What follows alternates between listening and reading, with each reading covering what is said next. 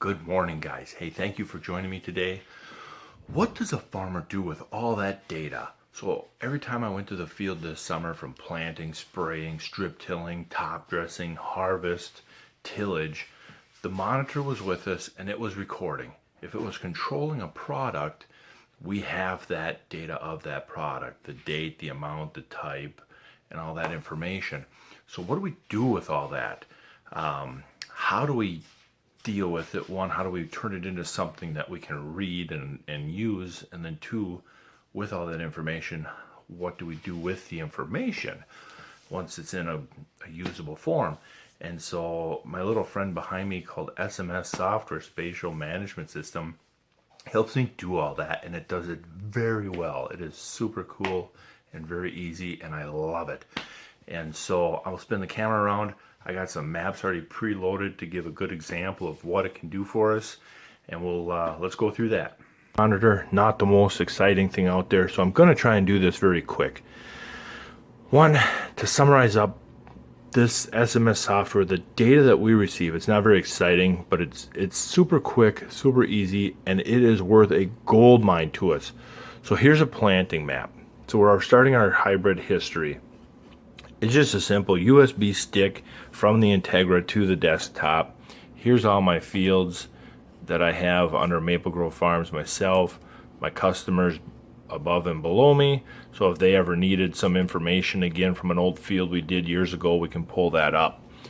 But what we're doing here is we're starting record keeping, and part of that is hybrid history. So we want to track these hybrids from year to year to year. Every year we have them in production, we want to make sure that they're doing okay, or have they fallen to the bottom of the production list, and the other hybrids are doing so much better that we just simply replace them. And our population, our test plots kind of help us find them new hybrids. But here's a field, and here's the two hybrids planted. So then we can come in, how did the planter do? Skips and doubles are huge bits of information to tell how good it did. So here's a doubles map. Red is fantastic, yellow is still acceptable, green is no good. That's a good looking map. We can live with that. Same with skips. The skips map, that is really good. When you see a pattern like this on each headland, that's just as simple. It takes that many seconds or that many feet of travel for it to pick back up. When we're counting skips and you see things like on the headland, it's probably because the planter might have bounced a little bit. A couple of the row units dropped some seed out of the seed meter, and you had to travel them a few feet to get the seed meter refilled. So that's our planting map, and that works out fantastic. It lets us know that, yep, we did a great job of planting. If one row unit failed, we would see a streak on this map. So we can also come in over here and highlight any spot. Elevation tells us our population 34,000. We had 16 quarts of liquid. So then we can take that and compare to our harvest map, since we had two hybrids out here. And so what we did is, this is an old test plot from 2016. It was a corn hybrid test plot. You can see on the edge here, it did really well, and on this edge, did really well. So we can take, and I overlaid it over the planting map. So there you can see the different hybrids. Each one has a different color. So I can bring that map back up again. So now we're back to the harvest map, and you can see that hard line from one hybrid to the next. So that right there, that tells us to pull that hybrid out. Gone. That hybrid probably was in the 130, 140, when the rest of it looks like it was in the 160 to 180.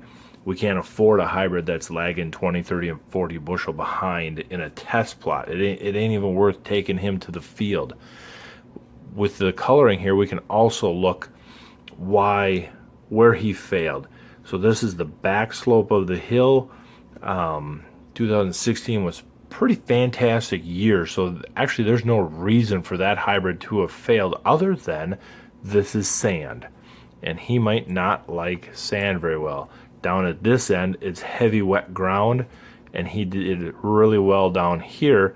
So that tells us that hybrid does not like sand. And that's the huge reason of using maps for test plots. If you want to do a corn hybrid test plot or a soybean hybrid test plot and just have a way wagon at the end of the field, that's great living in 1970. You can't afford to simply do that anymore. You need to find out why they're failing. Since even though this guy failed, we have seen ones that he would have failed. Had we had a way wagon down here, he would have failed. But what if down here on this heavy ground, he would have just lit up super dark green and carried very well, and then as soon as he hit the sand, it failed? Well, that might be a great one to take to some of your wet ground, where this ones that are green from end to end are obviously just more of a good old workhorse that did very well. So it helps us do a better job of selecting hybrids to help us make more money.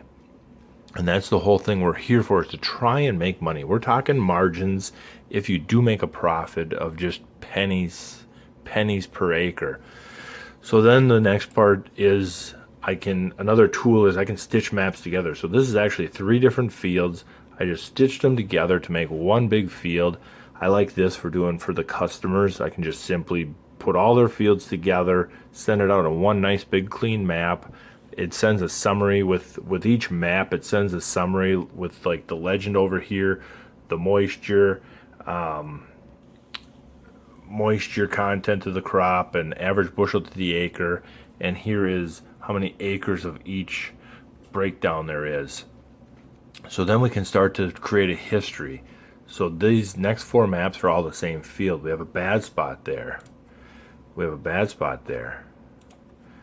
He's still kind of there, and we have a bad spot there. So then what we'll do is, now that we have a 4-year history of that spot being bad, this SMS can also create prescriptions for the planter and fertilizer. So if the rest of the field is 100% applied product, so we have a standard strip till rate that we're using, when we get to this anything red, which red is 7 acres of the field, and this is only a 30-acre field, so that's a quarter of the field.